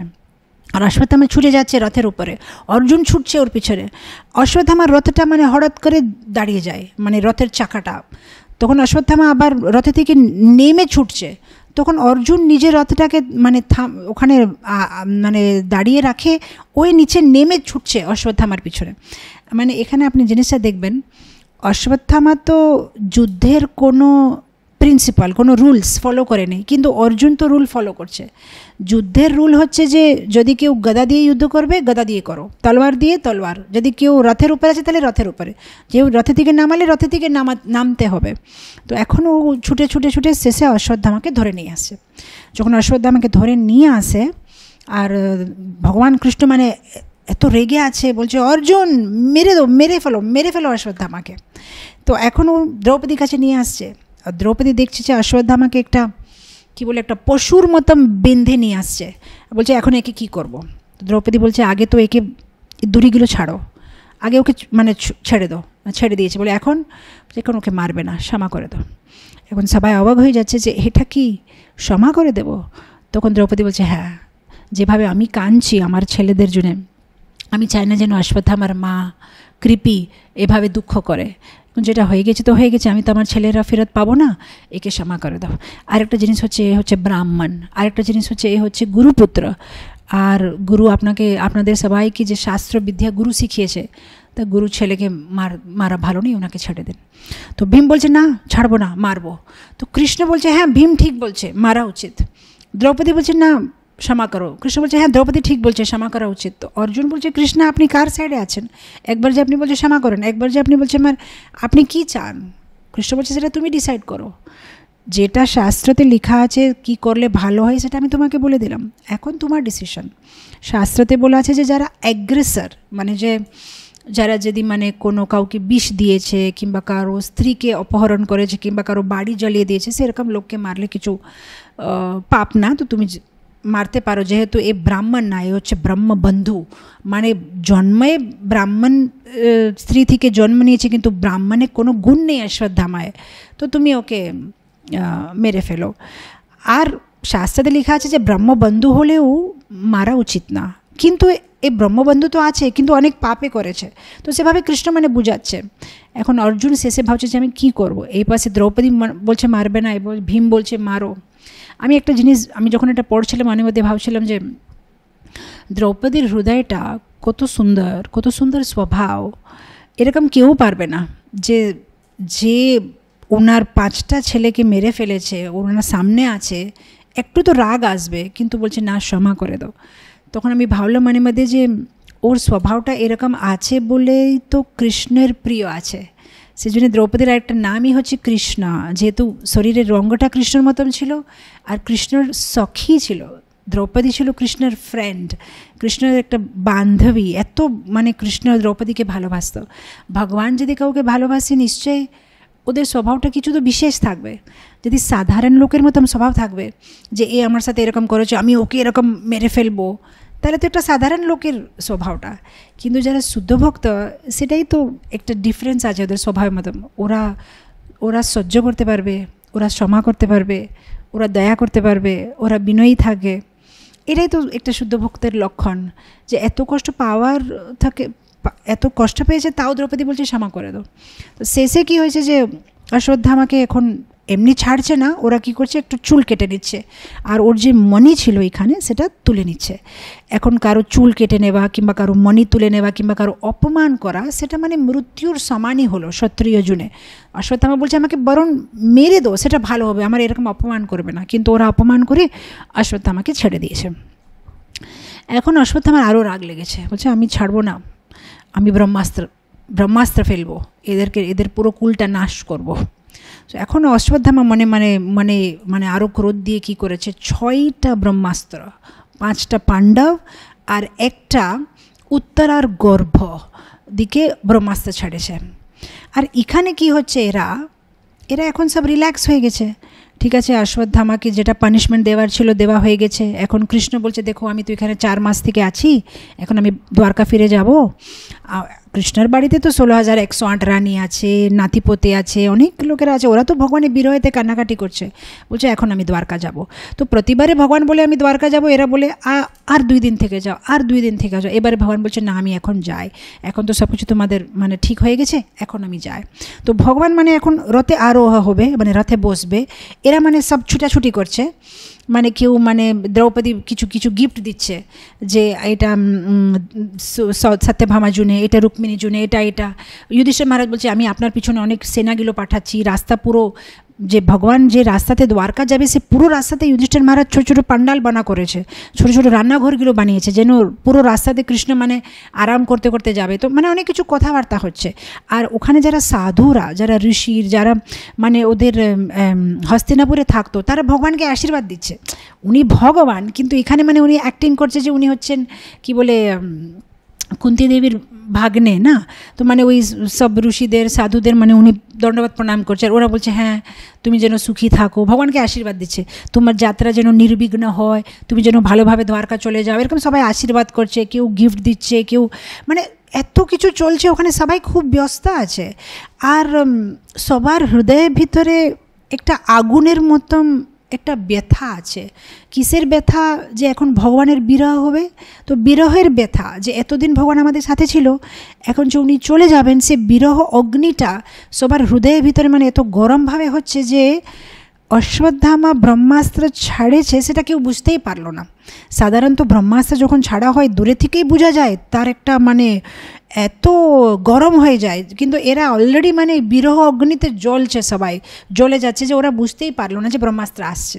তো এইরকম হচ্ছে একটা পুরো সিচুয়েশন, কুন্তী দেবীর পুরো জীবন, যেগুলো ঘটনা হয়েছে, আর শেষে যে ভগবান এখন চলে যাবে হস্তিনাপুর থেকে। মানে আমি যেটা পুরো ভূমিকা দিলাম যে কীভাবে কুন্তি স্তুতিটা আরম্ভ হলো, তো এখন যে এই যে পুরো সিচুয়েশন, সেখানে কী হচ্ছে, এখন ভগবান যে এখন বসবে রথের উপরে, সবাই সাথে মানে আলিঙ্গন করছে, কথা বলছে, হঠাৎ করে মানে ছুটে চিৎকার করতে করতে বাইরে আসছে উত্তরা, অভিমন্যুর স্ত্রী, ছুটে ছুটে আসছে যে পাহিমাম পাহিমাম। সেটা হচ্ছে আমাদের আজকের শ্লোক, কুন্তি স্তুতি এখান থেকে আমরা আরম্ভ করব। উত্তরা উবাচা পাহি পাহি মহাযোগিন দেবদেব জগৎপতে নান্যম ত্বদ অভয়ম পশ্যে यत्र मृत्यु परस्परम त्राहि मां पाहि पाहि पाहि पाहि महायोगिन, हे भगवान বাঁচাও বাঁচাও বাঁচাও, আমাকে বাঁচাও। খুব সুন্দর এই যে শ্লোক আছে, পাহি পাহি মহাযোগিন। ভক্তদের এটা প্রতিদিন ভগবানকে এই প্রার্থনা করা উচিত যে এই জড়জগতের যে ভৌতিক ইচ্ছা, কামবাসনা, এটা থেকে আমার রক্ষা করেন, আমাকে আপনার সাথে জোড়াতে জুনে সাহায্য করেন। আমাদের এখানে মঙ্গলারতিতে প্রতিদিন আমরা এটা গাই, রাম রাঘব রাম রাঘব রাম রাঘব রক্ষমাম কৃষ্ণ কেশব কৃষ্ণ কেশব কৃষ্ণ কেশব পাহি মাম। এটা প্রতিদিন আমাদের মঙ্গলারতিতে আমরা কৃষ্ণ কেশব পাহি মাম ভগবান রক্ষা করেন রক্ষা করেন রক্ষা করেন। সো এখানে ও মানে ছুটে ছুটে আসে, রক্ষা করেন রক্ষা করেন। আর একটা জিনিস আমার সুন্দর লাগলো যখন আমি শ্লোকটা পড়ছিলাম, যে ওখানে অনেক লোকেরা আছে রক্ষা করতে জন্য, মানে সাধুরা আছে, মানে অনেক বড় বড় লোকেরা আছে, পাণ্ডব, অর্জুন, ভীম, বড় বড় যোদ্ধাগুলো আছে। কিন্তু উত্তরা একটা সাধারণ স্ত্রী, কিন্তু ওর বুদ্ধি আছে যে কার কাছে রক্ষা জন্য যেতে হবে, কে প্রকৃতপক্ষে রক্ষা করতে সমর্থ আছে। ও মানে অর্জুন কাছে যায় না, যুধিষ্ঠির কাছে যায় না, ব্যাসদেব কাছে যায় না, ও সিধা যাচ্ছে কৃষ্ণ কাছে, পাহি মাম, কৃষ্ণ আপনি আমার রক্ষা করেন। আর সাথে সাথে মানে কৃষ্ণ এখন ওরা সবাই মানে সতর্ক হয়ে গেছে যে হ্যাঁ ব্রহ্মাস্ত্র আসছে, তো সাথে সাথে এরা সবাই কি করেছে, 5 পাণ্ডবেরা ওরা নিজে নিজে বান টান বার করেছে, ভগবান নিজে সুদর্শন চক্র বার করে নিয়েছে, আর যে 5টা ব্রহ্মাস্ত্র পাণ্ডবের দিকে আসছিল সেটা ভগবান মানে নাশ করে দিচ্ছে। আর উত্তরার গর্ভতে ভগবান একটা ছোট্ট উঙ্গলির মতো এত ছোট রূপ নিয়ে উত্তরার গর্ভের ভিতরে গিয়ে উত্তরার গর্ভের রক্ষা করছে। বিশ্বনাথ চক্রবর্তী ঠাকুর খুব সুন্দর একটা মানে উনি তো রসিক আচার্য, বলছে দেখো ভগবানকে নিজে ভক্তের রক্ষা করার এত ইগারনেস আছে, মানে এত ব্যাকুল হয়ে যাচ্ছে যে একটা গদা নিয়ে গেলে হতো, গদা দিয়ে ব্রহ্মাস্ত্রকে, কিন্তু গদা নিয়ে যাচ্ছে, চক্র নিয়ে যাচ্ছে, মানে উনার এত চিন্তা হয়ে যাচ্ছে যে যদি গদা না কাজ করলে চক্র দিয়ে করব, চক্র না কাজ করলে গদা দিয়ে করব, কিন্তু আমার ভক্তের রক্ষা করতে হবে। তো মানে এরকম বিশ্বনাথ চক্রবর্তী ঠাকুর কমেন্ট্রিতে বলছে, আর সেভাবে ভগবান মানে ভিতরে ঢুকে গদা আর চক্র নিয়ে ওই ব্রহ্মাস্ত্রকে মানে ঢোকা দরকার ছিল না, উনি তো ভগবান, উনি জাস্ট মানে মনের মধ্যে ভাবলেই হয়ে যাবে। কিন্তু তাও ভক্তের ভক্তের রক্ষা ভগবান পার্সোনালি করতে চায়, সেটাতে ভগবান খুব আনন্দ পায়, উনি পার্সোনালি সেবা করতে চায়। যেরকম আমি অনেকবারই গল্পটা বলি অকবর বীরবলে। আকবর একবার বীরবলকে মানে মজাক করছে যে তোমার ভগবান এতবার অবতার কেন নেয়, যদি উনি সত্যি ভগবান তাহলে বারবার অবতার নেওয়ার কী দরকার আছে, উনি জাস্ট বসে সংকল্প করলেই হচ্ছে, তো সব রাক্ষসদের মানে বদ্ধ হয়ে যাবে, উনি কেন নিজে আসে। তখন বীরবল বলছে যে আমি একটু বিচার করে কালকে আপনাকে উত্তর দেব। তো পরের দিনে ওরা একটা নৌকা বিহারে যায়। তো নৌকা বিহারে গেলে অকবর আর বীরবল একটা নৌকাতে বসে আছে, আর দূরে একটা নৌকাতে মানে অকবরের নাতি আর ওর আয়া মানে কি বলে ধাত্রী আয়া সাথে ঘুরছে। দূরে থেকে অকবর দেখেছে যে ছোট শিশু বাচ্চা তো মানে এরকম হাতে করে আছে, হাতে থেকে স্লিপ হয়ে জলের ভিতরে পড়ে গেছে। সাথে সাথে অকবর মানে ঝাঁপ দিয়ে সাঁতার কেটে মানে বাচ্চাকে বার করবে। যখন বাচ্চাটা হাতে নিয়ে দেখছে বাচ্চা না একটা পুতুল, তখন বলছে এটা আমার সাথে কী মজাক করছো, এটা মজাক করছো। তখন বলছে যে বীরবল বলছে না মজাক না, আমি আপনাকে জাস্ট একটা জিনিস বোঝাতে চাই, আপনি হচ্ছেন রাজা, যখন আপনার নাতি পড়ে গেছে জলের ভিতরে এতগুলো সৈনিক ছিল, আমি ছিলাম, তাহলে আপনি কেন ঝাঁপ দিলেন, আপনি আমাকে বলতে পারতেন, সৈনিকদের বলতে পারতেন। তখন আকবর বলছে তোমার মাথা খারাপ, আমার নাতি যখন পড়ে গেছে সে সময় আমি কারো সামনে দেখতে চাই না, আমি নিজে বাঁচাতে চাই। তো বীরবল বলছে সেভাবে আমাদের ভগবানটা আমাদের ঠাকুরটা এরকমই আছে, যখন ভক্ত কষ্ট পায় উনি তখন আমি সংকল্প করব কিংবা আমি একে পাঠাবো ওকে পাঠাবো, ও সে সময় নিজে সাথে সাথে যেতে চায়, ভক্তের রক্ষা করতে চায়, সেটা হচ্ছে আমাদের ভগবানের স্বভাব। সেই জন্য এতবার উনি কোনো সময় বরাহ রূপে, কোনো সময় নরসিংহ রূপে, কোনো সময় রাম কৃষ্ণ, সেভাবে উনি আসতে থাকেন। তো এখানে ভগবান মানে নিজেই মানে গিয়ে উত্তরা গর্ভে যখন রক্ষা করে, তখন গর্ভে যে শিশু আছে সে ভগবানের সামনে দেখে, আর তারপরে যখন শিশুটা বাইরে আসে তখন সবসময় দেখতে থাকছে যে গর্ভতে আমাকে সাহায্য করেছে সে কে, মানে সবার সামনে দেখে মানে ওই ঈক্ষতা দেখতে থাকছে, সেই জন্য ওনার নাম হচ্ছে পরীক্ষিতা। সবাইকে দেখে বলছে এই লোকটা এসেছিল নাকি, ওই লোকটা এসেছিল, কে এসেছিল আমাকে গর্ভবতী সাহায্য করতে জন্য। তো সেভাবে পরীক্ষিত মহারাজকে রক্ষা করা হয়। তো এখানে রক্ষা করা হয়ে গেছে, এখন ভগবান বলছে ঠিক আছে এখন তো তোমার জীবনের সব প্রবলেম শেষ হয়ে গেছে, এখন আমি এখন যাই। তো এখন ভগবান বসে গেছে রথের উপরে, আর সবাই আশীর্বাদ দিয়ে দিয়েছে, সব গিফট দেওয়া হয়ে গেছে। আরেকটা জিনিস এই উত্তরা বৃত্তান্তেতে আমার ভালো লাগে, যখন উত্তরা ভগবানের কাছে ছুটে যায় বলে আমার রক্ষা করো, তার পরের শ্লোকে একটা খুব সুন্দর জিনিস বলে, যদি আপনি চান ইফ ইউ সো ডিজায়ার তাহলে রক্ষা করেন, আমার রক্ষা না করলেও হবে, যে শিশু আছে তার রক্ষা করেন, যেহেতু এটা এই হস্তিনাপুরের রাজ্যটা ওকে মানে কী বলে ওয়ারিস বলে না, যেটা কি বলে পুরো লাইনটাকে ওকে তো আগে নিয়ে যেতে হবে, বংশজ। সো আমার একটা লাইনটা ভালো লাগলো, ইফ ইউ সো ডিজায়ার। আর এটা শিল প্রভুপাদ ভক্তদের সবাইকে শিখিয়েছে, আর উনি মানে এটা প্রতিবারে বলতেন যে যখন আমরা কৃষ্ণের কাছে কিছু চাই কিংবা কৃষ্ণকে আমরা যদি কিছু বলি, আমাদের একটা লাইন বলতে হবে, ভগবান যদি আপনি চান, এটা না যে আপনি হচ্ছেন আমাদের অর্ডার সাপ্লায়ার, আমরা হচ্ছে অর্ডার গিভার, আমরা অর্ডার দেবো আর আপনাকে অর্ডার সাপ্লাই করে দিতে হবে। আমরা যদি ভগবানের কাছে কিছু চাই তাও আমাদেরকে এই শব্দটা অ্যাড করতে হবে, যদি আপনি ঠিক বুঝেন, যদি আপনি চান, যদি আপনি ভালো বুঝেন, তাহলে ভগবান আমি এটা চাচ্ছি, ইফ ইউ সো ডিজায়ার। এটা একটা খুব সুন্দর জিনিস, এটা আমাদের ভাষাতে আমরা মানে এটাকে জুড়ে দিতে পারি, যেটাই বলবো if Krishna desires, if you so desire.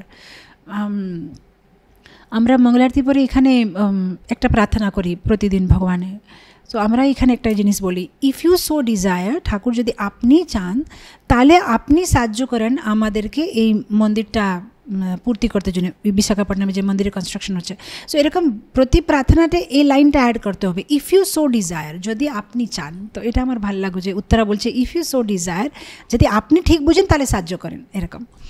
তো তারপরে এখন ভগবান বসে গেছে, রথের উপরে বসে গেছে, আমরা একটু স্পিডে যাব। আর এখন ভগবান আরেকটা জিনিস না বললে এটা খুন্তি সুতি আরম্ভ করা যাবে না, এখানে একটা খুব সুন্দর জিনিস বলছে যে ভগবান সাথে সাথে সুদর্শন চক্র নিয়ে পাণ্ডবদের সাহায্য করতে জন্য তৈরি হয়ে গেছে। ওকে, কি পাণ্ডবরা বলেছে ও কৃষ্ণ সাহায্য করো? না, বলেনি, তাও ভগবান মানে সাথে সাথে সাহায্য করতে রেডি হয়ে গেছে, কেন? সো এখানে কমেন্ট্রিতে খুব সুন্দর বলছে, যেহেতু এরা ছিল অনন্য বিষয়াত্মনাম, মানে এরা ছিল যে অনন্য ভক্ত, ভগবানের অনন্য ভক্ত। যে ভগবানের অনন্য ভক্ত তার রক্ষা ভগবান করবে সবসময়। অনন্য চিন্তয়ন্ত মাম যে জনা পর্যুপাসতে তেষাম নিত্যযুক্তানাম যোগক্ষেমে বহামি, এটা ভগবানের স্বভাব। যারা ভগবানের অনন্য ভক্ত তাদেরকে বলতেও হবে না, ভগবান সবসময় ওদের এভাবে রক্ষা করবে যেভাবে একটা আঁখে, যেভাবে একটা চোখের কি বলে আমাদের চোখের পাতা, যদি দূরে থেকে কিছু ফেলবো আমাকে চোখের পাতাকে বলতে হয় না এই বন্ধ হয়ে যাও নাহলে তোমাকে লেগে যাবে, ও দেখলেই চোখের পাতাটা বন্ধ হয়ে চোখের রক্ষা করে। এরকম ভগবানকে বলতে হয় না এ রক্ষা করো, ভক্তকে দুঃখতে দেখলেই ভগবান একটা চোখের পাতার মতো রক্ষা করবে। যেরকম একটা মা যদি বাচ্চা পড়ে যাবে খেলতে খেলতে, তো মা দূরে থেকে এরকম দেখবে না যে আচ্ছা পড়ে গেছে, হ্যাঁ ও আমাকে ডাকলে তো যাবো, ডাকে নেই তো সেজন্য যাচ্ছি না, ও ডাকবে না ডাকবে মা ছুটে যাবে আগে, ওকে কোলে নিয়ে নেবে, এই কোথায় লেগেছে তোমাকে। তো ভগবান সেভাবে পাণ্ডবদেরকে ভালোবাসত, ওদের বলতে হবে না। পাণ্ডবদের কষ্ট মানে ভগবান বলছে যে মম প্রাণহি পাণ্ডবস চাইবা, আমার প্রাণ হচ্ছে পাণ্ডব, পাণ্ডবই না ভগবান কি বলছে সাধু হৃদয়ম ময়্যাম সাধু নাম হৃদয়ম তো আহম তে, ভগবান বলছে সাধু ভক্তরা তারা সবসময় আমার হৃদয়ে থাকে, আমি ওদের হৃদয়ে থাকি, ওরা আমার ছাড়া কিছু জানে না, আমি ওদের ছাড়া কিছু জানি না। মানে এটা এত ভগবানের ভক্তের একটা সুন্দর রিলেশনশিপ আছে। সো ভগবানকে বলতে হচ্ছে না যে একটু সাহায্য করে দিন, মানে পাণ্ডবদের কিছু হলেই উনি রক্ষা করতে জন্য রেডি আছে। তো এই পয়েন্টটা আমি ভাবছিলাম যে খুব সুন্দর। আর ভগবানের সাথে একটা স্পেশাল জিনিস এটা আছে যে যদি কেউ একবারেও ভগবানকে ভালোবাসা দিয়েছে, ভগবানের প্রার্থনা করেছে, ভগবান পুরো জীবন ভুলে না। আপনি দেখেন মুচুকুন্ডা রাজার গল্পটা, মুচুকুন্ডা রাজা যখন দেবতাদেরকে সাহায্য করে যুদ্ধ জুনে, শেষে যখন যুদ্ধ শেষ হয়ে যায় তখন দেবতারা মুচুকুন্ডা রাজাকে জিজ্ঞেস করে তুমি কী চাও। মুচুকুন্ডা রাজা বলে কিছু না, আমি একটু আরাম করতে চাই, আর আমাকে যদি কেউ আরাম করতে সময় ডিস্টার্ব করে যেন ওরা মানে জ্বলে যাবে যদি আমার ডিস্টার্ব করবে, সেভাবে আমাকে ওয়ার দিন। দেবতারা ওয়ার দিয়ে দিচ্ছে। তখন মুচুকুন্ডা রাজা গিয়ে একটা গুহার ভিতরে ঘুমাচ্ছে। তো কৃষ্ণলীলাতে আমরা দেখি যখন কালিয়াবান সাথে ভগবানের যুদ্ধ হয় আর কালিয়াবান যখন ভগবানের পিছনে ছুটছে, ভগবান মুচুকুন্ডার যে গুফা আছে সে ভিতরে চলে যাবে, আর কালিয়াবান ওই মুচুকুন্ডা রাজাকে ঘুমিয়ে দেখে ভাবছে যে ভগবান ঘুমিয়ে আছে, তো ও মানে মুচুকুন্ডাকে উঠাবে, এই কৃষ্ণ তুমি ঘুমিয়ে গেছো। তখন মুচুকুন্ডা মানে রাজা যখন উঠবে তখন চোখে থেকে আগুন বেরোচ্ছে, যেহেতু উনি ঘুমাচ্ছেন ওনাকে ডিস্টার্ব হয়েছে, কালিয়াবান সেখানে মানে জ্বলে মরে যায়। তারপরে ভগবান ওনাকে দর্শন দেয়। তখন মুচুকুন্ডা রাজা জিজ্ঞেস করছে যে আমি যদি আপনার প্রার্থনা করি আর আপনি আমাকে দর্শন দেয় তাহলে তো বুঝতে পারি, আমি তো এখন তামসিকভাবে আছি, ঘুমাচ্ছি আমি, তাও আপনি নিজে হয়ে আমাকে দর্শন দিলেন, মানে এটা কি।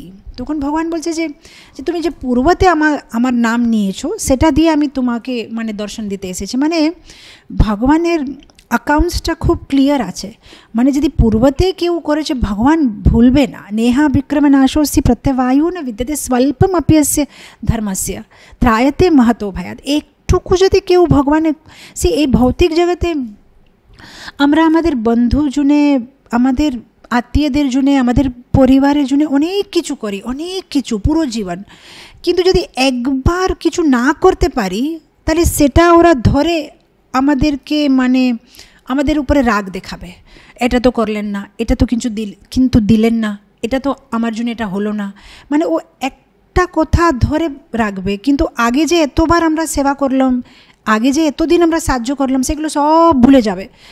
আজকে তোমরা সাহায্য করলে না, আজকে তো আমাকে এই জিনিসটা দেওয়া হয় না, আজকে তো প্রসাদে মানে সল্ট নেই, মানে ওটা নিয়েই আমাদের সাথে ঝগড়া করবে।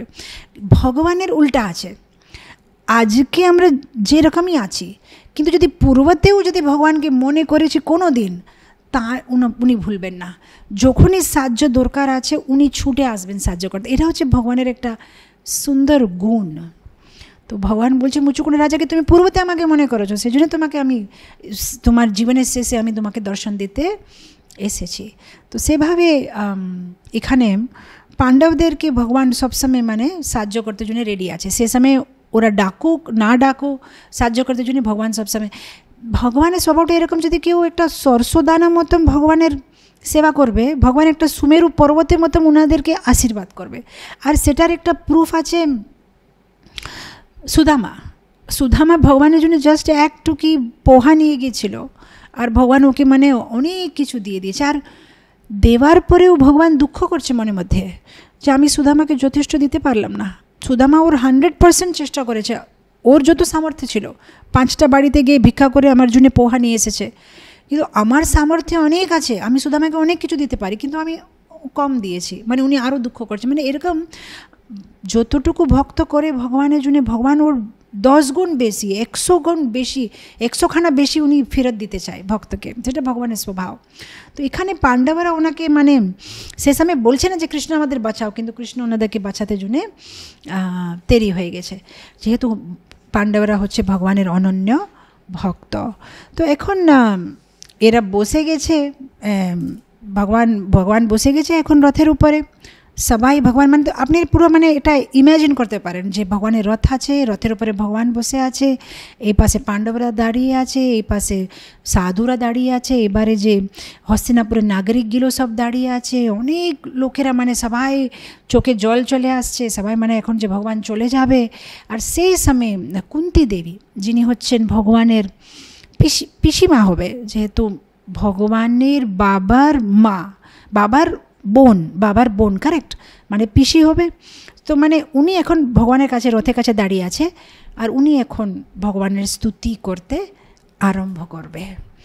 তো আজকে সময় হয়ে গেছে, কিন্তু তাও একটা শ্লোক আজকে আরম্ভ করে দেব, কেন যদি আমি আজকে কুন্তী স্তুতি না আরম্ভ করব, কালকে আবার আরম্ভ করবো কিনা সেটা গ্যারেন্টি নেই, আবার অন্য কোনো যদি কোনো কথাতে চলে যায়। একটা শ্লোক আরম্ভ করব, তাহলে কুন্তী স্তুতি একটা আরম্ভ হয়ে যাবে।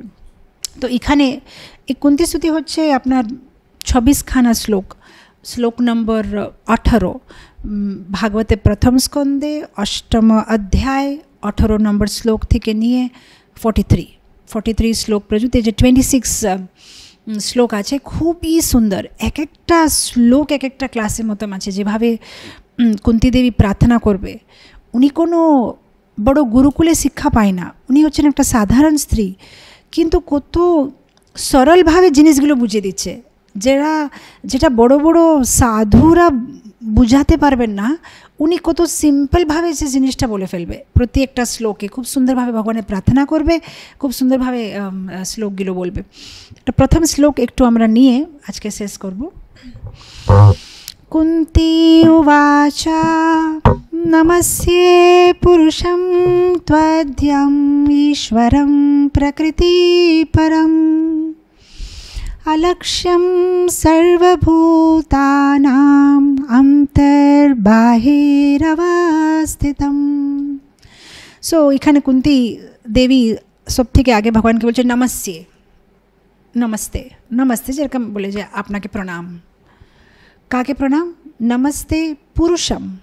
এখন যদি ভগবান জিজ্ঞেস করবে এখানে তো অনেকগুলো পুরুষ আছে, কাকে আমাকে বলছেন আপনি? ও সেজন্য লাগিয়েছে ত্বদ্যম, আদ্যম, আপনাকে, যে হচ্ছেন আদি পুরুষ, আপনাকে আমি প্রণাম জানাচ্ছি। এখানে কুন্তী দেবী ক্ল্যারিফাই করছে, কেন যে আশেপাশে যারা লোকেরা দাঁড়িয়ে আছে তারা তো দেখেছে প্রতিদিন ভগবান কৃষ্ণ গিয়ে সকালবেলা স্নান টান করে পিসিমা তো মানে ওনার চরণ স্পর্শ করবে, আশীর্বাদ নেবে, আর আজকে হঠাৎ উনি বলছেন প্রণাম। সো এটা কি? সেজন্য কুন্তী দেবী সবাই জন্য মানে ক্ল্যারিফাই করছে যে আমি আমার ভাগিনে না, আমি আজকে ওনাকে ভগবান মানে ভগবান কৃষ্ণকে প্রণাম করছি, যিনি হচ্ছেন আদি পুরুষ। ব্রহ্মস্তুতিতে ওই ব্রহ্মসংহিতাতে কি আছে না ওই শ্লোক, সর্বকারণ কারণম। তো ভগবান হচ্ছে যে আদি পুরুষ, উনি হচ্ছেন আদি। তো এখানে লেখা আছে ত্বদ্যম, আদ্যম, আদ্যম মানে দ্য অরিজিনাল, আপনি হচ্ছেন যে অরিজিনাল পুরুষ।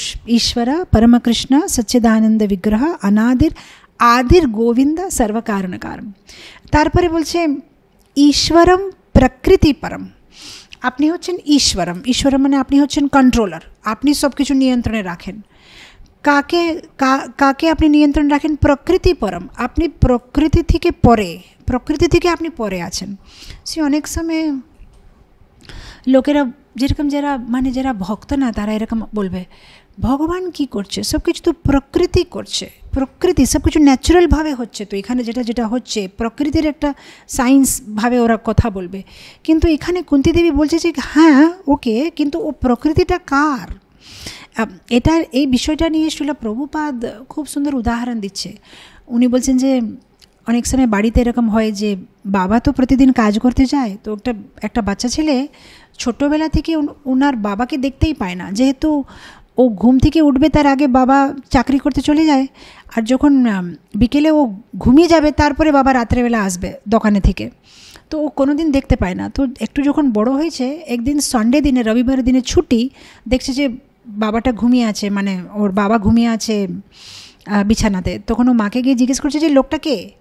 তখন ওর মা মানে এটা ছিল প্রভুপাদ, প্রভুপাদ খুব সুন্দরভাবে বলে, আমি সেটা বলতে পারছি না। প্রভুপাদ মানে বলে হু ইজ দিস ম্যান, মানে ও বাচ্চাটা জিজ্ঞেস করছে মাকে যে এ কে লোকটা? তখন ও মা বলছে এটা তোমার বাবা, হি ইজ ইয়োর ফাদার। তখন ও ছোটো বাচ্চা বলছে ফাদার মানে কি, বাবা মানে কি?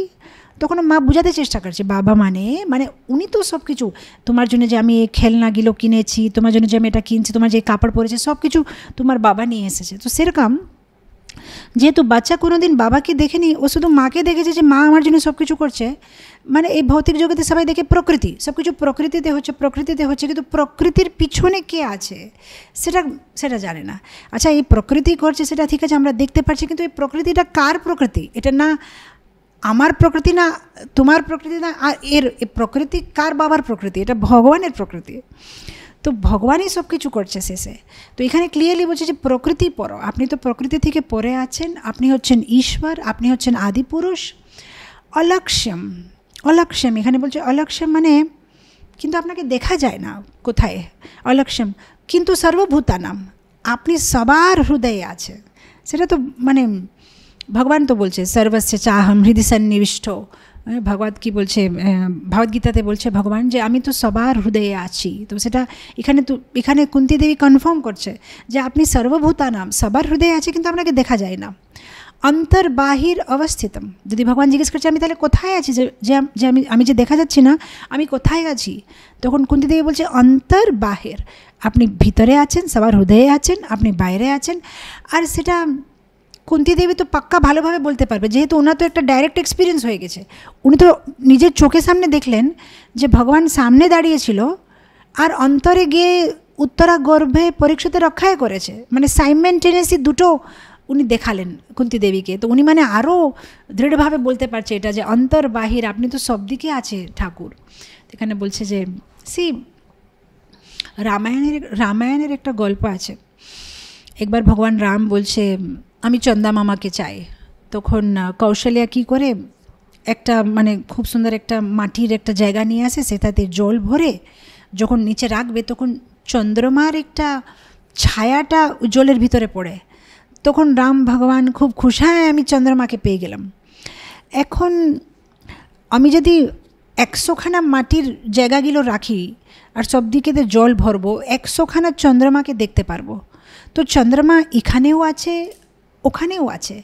এরকম এই বৃত্তান্ততে কি আছে যে চন্দ্রমার ছায়া আছে, শুধু চন্দ্রমা তো ওখানে আছে, কিন্তু ভগবান এইরকমই গোলকে আছে, আমাদের হৃদয়ে আছে, বিগ্রহেতে আছে, প্রতি অণুতে আছে। ভগবানের ছায়া না, ভগবান নিজে আছে। এই চন্দ্রমা বৃত্তান্তে তো শুধু চন্দ্রমার ছায়াটা আছে, কিন্তু ভগবান পরমাত্মা রূপে স্বয়ং নিজে সবার হৃদয়ের ভিতরে আছে, আর গোলকে আছে, আর বিগ্রহতে আছে, আর সব দিকে উনি আছেন। তো অন্তর্বাহির অবস্থিতম, ভগবান সব দিকে আছে। তো নমস্যে পুরুষম, আপনাকে আমি নমস্কার করছি, আপনি হচ্ছেন আদি পুরুষ। আমার মনে আছে ছোটোবেলায় আমি না ওই যে সিরিয়াল আসতো মহাভারত কিংবা আরেকটা আসতো বিষ্ণু পুরাণ, ওটাতে না এরকম দেখাবে যে দেবতারা গেছে শ্বেতদ্বীপে, ভগবানকে বলছে যে অনেক কষ্ট পাচ্ছি আমরা, দয়া করে আপনি অবতার নিন। তো ভগবান বলছে ঠিক আছে আমি যাচ্ছি, আমি এখন অবতার নেব। তারপরে ধাম করে একটা আওয়াজ আসবে আর ভগবান অনন্ত শেষ থেকে মানে গায়েব হয়ে যাবে, আর উনি নিচে গিয়ে অবতার নেবে। মানে ওরা এরকম দেখাবে যে যদি ভগবান নিচে অবতার নিচ্ছে মানে এখানে বৈকুণ্ঠ খালি হয়ে গেছে, বৈকুণ্ঠে এখন অনন্ত শেষে কেউ নেই, খালি আছে। কিন্তু প্রকৃতপক্ষে এরকম হয় না, ভগবান ওখানেও থাকে, নিচেও থাকে, সবার হৃদয়ে থাকে, সাইমেন্টেনিয়াসলি ভগবান সব দিকে থাকে। তো এখানে কুন্তী দেবী বলছে যে হ্যাঁ আপনাকে প্রণাম জানাচ্ছি, আপনি হচ্ছেন আদি পুরুষ, আপনি হচ্ছেন ঈশ্বর, আপনি প্রকৃতি থেকে পরে আছেন, অলক্ষ্য, আপনাকে দেখা যায় না, কিন্তু আপনি সর্বভূতানাম, আর আপনি অন্তর বাহির অবস্থিতম, সব দিকে আপনি আছেন। আরেকটা শ্লোক নিয়ে নিয়ে 5 মিনিট।